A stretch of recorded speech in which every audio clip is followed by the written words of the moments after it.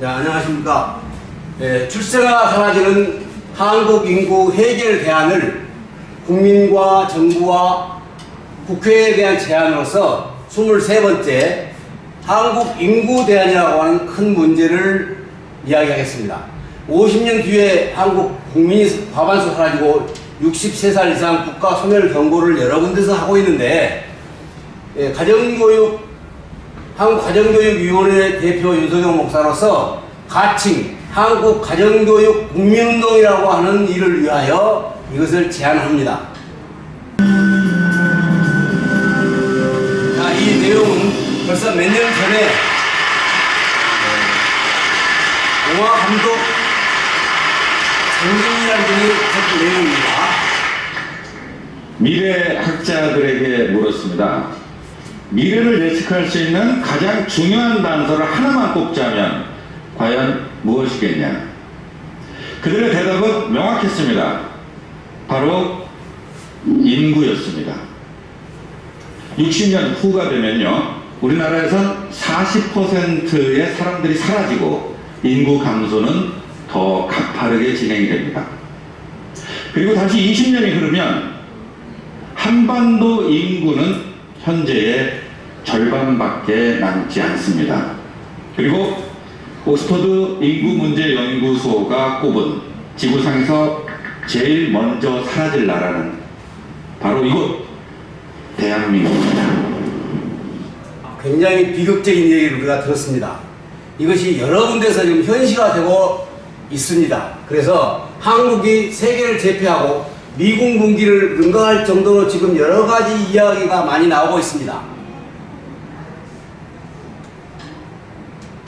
이것은 또한 한국이 아주 혁혁한 여러 가지 성과를 자세하게 세계에서 지금 보도하고 진행되고 있는데, 그 경제적인 유익이라든지 모든 것이 있다고 봅니다. 그래서 거기에서 나온 재정과 다른 예산 등을 출생아 시장에 도움이 된다고 저는 보기 때문에 여기서 소개를 합니다. 그런데 이렇게 지속적으로 나라가 발전하더라도 인구가 없어져서는 그 일을 지속할 수가 없습니다. 사라지는 최초 국가가 한국이라고 하는 여러 기관들의 전망이 있기 때문에 오늘 제가 여기 있었습니다. 근데 한 가지 소식이 하나 있는데, 미국의 펜실바니아 주립대학 샘 박사의 경험대로 한국은 인류의 재앙을 막을 유일한 국가다. 어떤 의미에서는 참 엄청난 얘기를 했는데요. 그 한국의 특징 4가지로 공동체 중심의 사회, 효율적인 교육 시스템, 그다음에 공익을 위한 규칙 준수, 세계적인 소프트 파워, 이런 것들을 여러 차례 이분이 한국에 와서 강의를 했습니다. 그러면서 한국의 이런 독특하고 특징 좋은 것이 있는데, 이런 것이 인류를 막을 수 있는 좋은 도구다, 한국이다. 그래서 아마 이런 한국 사람들이 이런 인구 문제도 해결할 수 있지 않을까 하는 것에서 저는 이것을 소개하는 것입니다. 즉, 인류 재앙을 막을 정도의 아주 유능한 한국 국민이기 때문에 아주 독특하지만 한국은 아주 독특하고 두드러진 상황으로 예상보다 빨리 인구가 멸절되어 간다는 것입니다. 그래서 어느 생각나는데, 옛날에 왕은 자녀들이 적습니다. 그럼 좋은 위치에 있는 사람들은 인구가 안 나온다는 얘기죠. 그래서 여러 전문가들의 충격적인 전망들이 있는데, 또한 우리 현실 한국에서 많은 학자들이나 사람들이 보고 그것을 다 점검해서 지금 한국 출산율이 0.7명이다고 하는 것입니다. 그래서 이러한 인구 문제를 극복해야 한다는 것이 오늘 우리들의 과제입니다. 그런데 내가 여러 가지로 생각해 보면서 실제적으로 출산할 인구가 없습니다. 가령 예를 들어서 지금 이혼이 50%고 실혼이 50%밖에 남지 않았습니다. 내가 왜 이것을 40%냐면 결혼을 기피한 인구가 16%라는 것을 내가 어디서 들었습니다. 자료를 내가 여러 가지 찾아봤는데, 하여튼 많은 수가 결혼을 기피하는데, 그래서 나머지 결혼한 사람이 84%이기 때문에 그 남녀를 495만으로 보고요. 여러 가지 조사에 의해서 나온 건데, 그러면 결국은 이혼한 사람이 193명의 남성이 지금 있다는 얘기입니다. 그 다음에 외국인하고 결혼한 사람이 한 7%, 35만인데 그 중에서도 18만, 해서 남성 전체 54%인 249만 명이 지금 자녀를 낳고 기를 수가 없습니다. 다시 말해서 문제는 54%라고 하는 반 이상의 수가 자녀를 낳을 수가 없는 상황에 있는 것이죠. 이런 것을 볼 때 우리가 깊이 생각할 것은 한번 봅시다. 한국은 수자원이 여러 댐들이 많아가지고 수자원이 풍부합니다. 그래서 아마 흉년을 잃어버렸을 거예요. 흉년이 뭐 있어? 이렇게 생각하는데 자녀를 출산할 그런 근원이 없으면 당연히 인구가 감소되고 출산한 인구와 이혼을 그래서 출산한 인구를 위해서 이혼을 줄이고 결혼할 부부를 많이 늘려야 한다. 당연한 얘기지만 그런 실질적인 자료와 근거를 보고 이야기를 하자는 것입니다. 그런데 한편 이스라엘은 역사적으로 참 나라를 잃고 핍박과 학살 속에서 고출산을 했습니다. 지금도 경제 지원을 하지 않아도 고출산할 수 있는 나라가 이스라엘입니다. 그런데 나라도 이렇게 경제를 지원하다 보니까 나라가 어렵다 하더라고요. 그런데 그 이스라엘이 좀 부자로 알고 있는데 얼마나 많이 지원하면 나라가 어려울까? 아니 그래도 역사적으로 인구 정책을 위해서 꾸준하게 이스라엘을 지원하고 있고 저출산이기 때문에 지원한 것이 아니라 고출산이라도 신생아역이 지원해서 필요한 재정을 지급해서 아이를 기를 수 있도록 해주는 것이로서 세계에서 제일 출산율이 좋은 나라다. 본받을 만한 것이고 이를 위해서 우리나라도 돈이 부족해도 경제가 어려워도 해야 한다는 것이죠. 자, 우리가 여러 번 들었을 것입니다만 방송에서 OECD나 한국통신에서 2004년, 14년도에 이스라엘 출생아는 3명이다. 프랑스도 작년 통계로 3명입니다. 그런데 우리나라는 0.7명으로 점점 줄어들어가고 있습니다. 자, 어느 도표를 봐도 이스라엘과 한국은 한국 여러 가지 면에서 지금 이건 14년 거로 나와서 0.1명인데 지금 현재 이렇게 많은 방송에 보도하고 있습니다.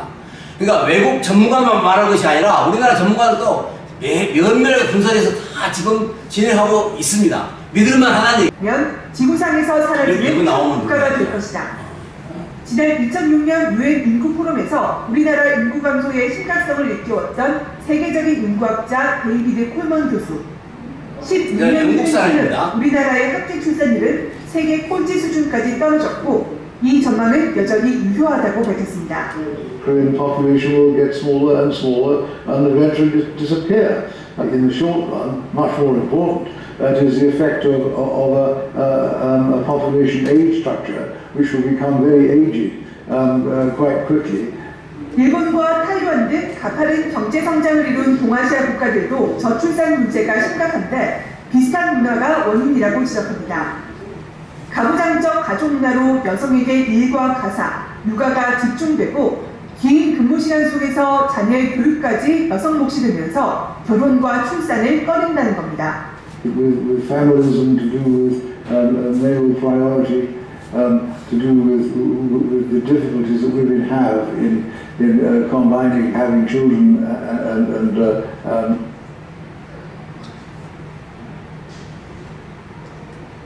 그래서 자녀를 못 낳게 하는 이 말이 좀 이상한데요.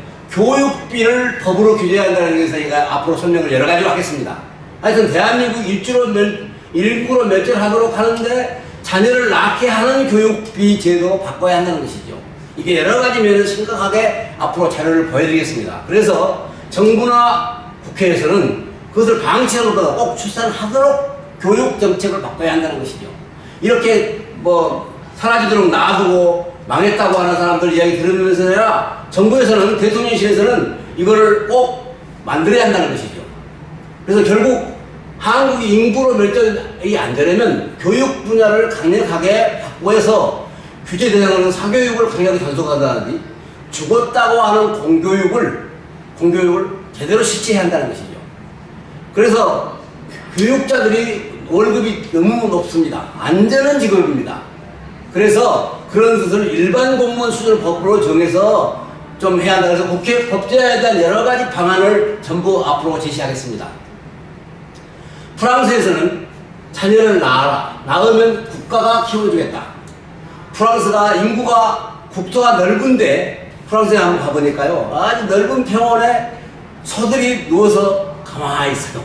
우리나라는 그렇게 땅을 사용하거든요. 그만큼 인구가 없습니다. 그래서 이 심각한 상황이 있는데, 그래서 사실상 우리가 바쁘게 일하면서 효도할 수 없는 불효시대라고 지금 말하고 있습니다. 많은 지성인들은 불효시대라고 말합니다. 부하에서 세금을 많이 내기 때문에 당연히 국가가 자녀를 기를 수 있는 돈을 내서야 해요. 프랑스만이 아니라 우리나라도 그렇게 해야 한다는 것이죠. 그렇다고 한국의 여전히 효도는 못해도 국가 예산 639조는 국민이 낸 세금입니다. 직장마다 보면요, 세금이 많다고 아우성인데 하여튼 국민이 없어지면 세금을 누가 낼까요? 이 639조 세금 국민이 적어지면 낼 사람이 없습니다. 그래서 제가 외국인 선교 경험을 해보니까 외국인은 월급의 80% 이상을 자기 나라로 보냅니다. 우리나라에서도요, 뭐 새 거 사지 않습니다. 헌 거 주워 쓰고 다 해요. 아주 전략했습니다. 자기 나라 돈 다 버려버리면 없어요. 그러나 한국인을 길러놓으면 20년간이나 15년간 길러놓으면 한 50년 이상 출생아 비용 4억이 들어도 5배 이상 그들이 계속 국내에 내수한 자금을 벌어낼 것입니다. 너는 보낸 나라가 없잖아요. 자기 가족들 보내면 거기서 쓰는 거니까. 그리고 그들이 세금도 내고 또 후손도 나올 것입니다. 외국인은 우리나라 후손은 절대 못 넣습니다. 자기 나라 끝났지. 자, 이런 측면에서 볼 때 우리나라 사람들을 길러내야 한다는 것이죠. 그뿐만 아니라 외국에 가서 외국인들을 고용해서 비즈니스로 더 큰 돈을 벌 수 있는 일당백의 무한한 능력자 한국이라는 것을 우리는 여러 가지로 지금 보고 있습니다. 그래서 이 엄청난 유익이 있는 후손을 0.7명이라는 부끄러운 수를 남겨놓지 말고 5년, 3년, 7년을 나서라도 드넓은 지구촌 마을 세계로 보내야 한다는 거죠. 이렇게 투자를 왜 안 하겠냐입니다. 지금 돈이 많이 들어간다고 말하지 마십시오. 그에 대한 계산을 전체 하겠습니다. 여하간 돈 떠나서 해야 됩니다. 미국의 노벨 경제학 수상자인 골든 박사도 한국의 직장 문화를 설명하면서 자녀를 낳을 수 없다 하고 이야기하고 있는데, 아까 말한 옥스퍼드 인구학자 말처럼 이렇게 직장들은 사회의 문제를 따라가는 대안을 세워야 한다는 것이죠. 직장이 해야 할 일. 그 다음에 기성세와 젊은 남성의 인식 변화, 또 아들에게 영향을 줄 수 있는 어른들이 아들을 교육해야 한다든지, 이런 세 가지를 그 사람이 주장을 했습니다. 평소에 그 사람은 그걸 알고 있었던 건가요? 기자들이 질문하니까 직설로 답을 한 것입니다. 그래서 가정교육을 위해서 이것을 하자 하는 것으로 지금 구체적으로 정리를 해놨습니다. 자, 어른들은 절대 모른다 그러는데요, 결혼할 의향이 없는 것이 49%라는 얘기입니다. 결혼을 하고 싶지 않다 이거예요. 그 다음에 출산, 아기를 낳고 싶다 56%다 이거예요. 이거 퍼센트는 약간씩 다르게 나오는데, 약간 현실적으로 이거 큰 문제가 되어서 아기를 낳지 않는다 이겁니다. 그래서 전문적인 적절한 대안을 만들어서 400개 유튜브로 가정교육 운동으로 책임있게 지속적으로 하자 하는 게 제 궁극적인 대안입니다. 이를 위해서 가정교육 국민운동을 통해서 다양한 정보를 매년 400개 정도의 유튜브를 만들어서 공개해놓고 해결 대안을 국민에게 제공하고 공개해서 국민이 알 수 있도록 해야 되거든요. 왜? 이런 데 대한 모든 중요한 내용을 가정교육 교육을 받으려면요, 부부가 가야 되고, 또 5만원, 20만원씩 내야 되고 3일간 있어야 됩니다. 그런 걸 누가 받냐 이거예요. 어떻게 받아 현실적으로. 그래서 이런 교육을 유튜브에다가 공개해서 전문가와 또 가정교육 인도자와 국민이 직접 상호 해결 방안을 찾아나가는 방법, 이게 상당히 연구하고 준비된 내용입니다. 그래서 결혼과 이혼 등 인구 문제를 고취사를 위해서 전문적으로 연구하고 해결해 나가야지 돈 몇 푼 주고 어떤 것과는 지금 정책으로서는 11% 정도밖에 안 된다고 생각합니다. 그래서 이제 여기 나오겠지만 20대 조기 결혼 소개팅, 결혼 기피나 자녀계에 대한 이런 다양한 문제를 이제 포괄해서 다음에 이야기하겠습니다만은 가정교육 국민운동을 벌려야 한다. 나는 그렇게 주장하는 것입니다. 그래서 우리가 아는 대로 유능한 한민족입니다. 그리고 현실에 그래서 필요한 노력을 해서 한국이 이런 일을 해야 한다. 이런 가칭, 그런 운동을 벌려야 한다. 저는 그런 것을 주장하는 것입니다. 결혼 빙하기라는 말 들어보셨습니까? 결혼을 안 한다는 문제를 이야기합니다. 부부의 연을 맺은 커플은 28만 쌍입니다. 혼인 건수가 30만 건 아래로 떨어진 건 처음입니다. 96년 정점을 찍은 후는 아래로 떨어진 건 처음입니다. 96년 정점을 찍은 후로 결혼하는 커플이 계속 줄고 있습니다. 그렇다면 청년들은 왜 결혼을 하지 않는 걸까요?